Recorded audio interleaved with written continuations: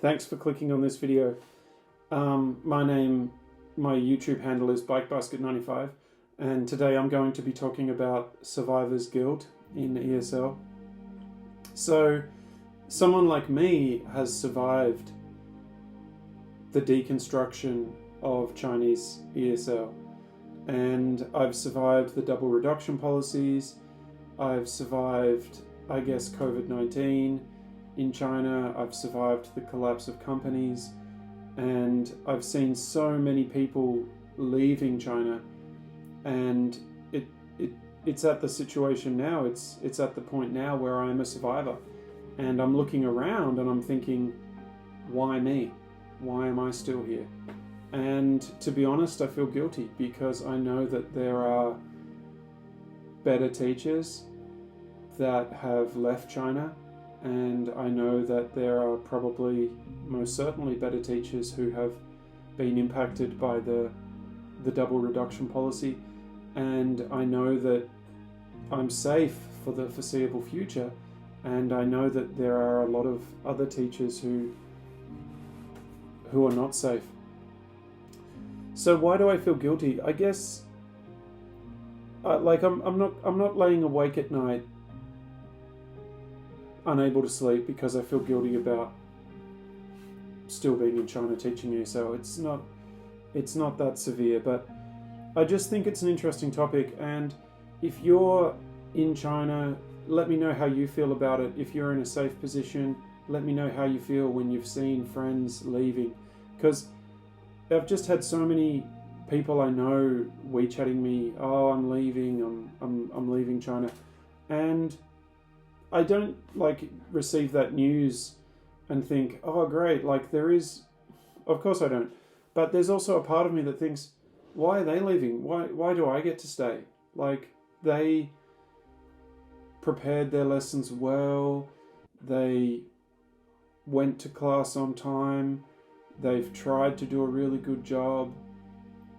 Why am I the one who is safe? Is it it's obviously in a very real sense just because I'm working in a university. That's why I've survived. But I just thought it's an interesting topic. And then going back to quote unquote the golden age of ESL, I do feel a little bit of guilt about that as well. Did I do a good job? Is the downfall of Wall Street English or Web English or those English companies, is that I was a part of? Was there anything I could have done that I didn't do? Was I part of the problem? Should I have said something? And yeah, there is an element of guilt, and I've been someone who I guess has done well out of the whole thing. I've been able to save a little bit of money and change my life in that sense. So do I feel a little bit guilty about that? There are people who worked really, really hard, really good teachers, really great teachers, and their lives now are not substantially better than when they first came to China. I feel guilty about that. Shouldn't I have said something? Shouldn't I have?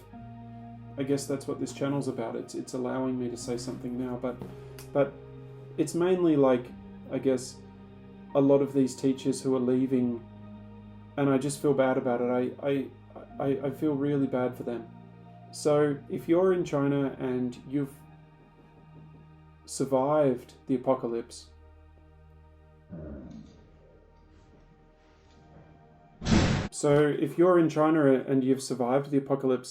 how do you feel? Does it feel good or does it feel lonely? I feel lonely. I miss all those people. I miss the dynamism. I miss walking past.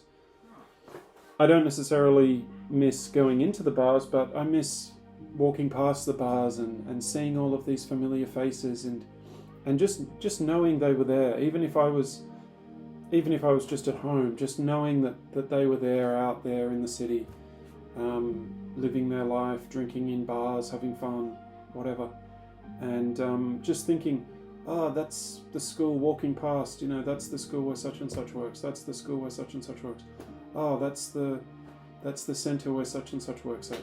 I just miss that. The ESL community was so full. It was so full of life. It was so full of diversity. And not to get too carried away and sort of say like it was heaven on earth. I mean, it wasn't, but it was pretty cool. It was great. It was really great actually looking back on it. And I feel like in a sense I missed the best of it because I arrived in China in early 2013, like January or February 2013. So I really missed the best of it.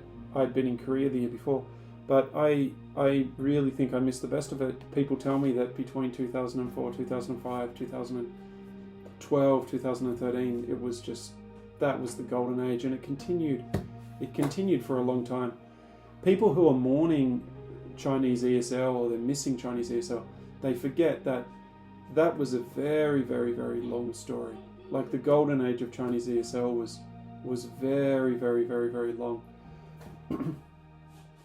But now that we're at this end of it, where the golden age is probably over, it's very much over.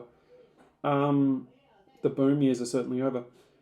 How do I feel? Like, do I feel proud? Do I feel really great? Or do I feel a little bit of survivor's guilt? I do feel a little bit of survivor's guilt because, yeah, I feel like I don't necessarily, maybe it's sort of like some Protestant guilt or something, but I just don't feel like I honestly deserved to survive it more than anybody else did. And I just feel like I was really, really lucky. I don't feel like I made the right decisions, but I just feel like I was forced, in a sense, by circumstances to make the right decisions. So some of you who are watching are probably, I know that some of you are in America or you're in Australia, so you've survived it as well. Like, how do you feel about how you've survived it? Do you feel good, or do you feel a little bit guilty? To be honest, like, some of my classes I taught where I was hungover, like this is way back in the day, but some of the classes where I wasn't paying attention so much, or I felt like not very passionate about the class, I feel guilty about some of that stuff because now I realize like English for a lot of those people, and studying at Wall Street English or something, it was a big hope for them. It was a big dream for them. Like it was a hope for them to change their life, and some of them did change their life, but many of them didn't. But look, the whole thing was a bit of a sham, wasn't it? So I don't feel very, very, very guilty, but I just wish I had have said something, or I wish I had have done a better job. I wish I could have. So there's those feelings. So if you have those feelings yourself, let me know in the comments. And yeah, it's a tough one, but yeah, let me know how you feel.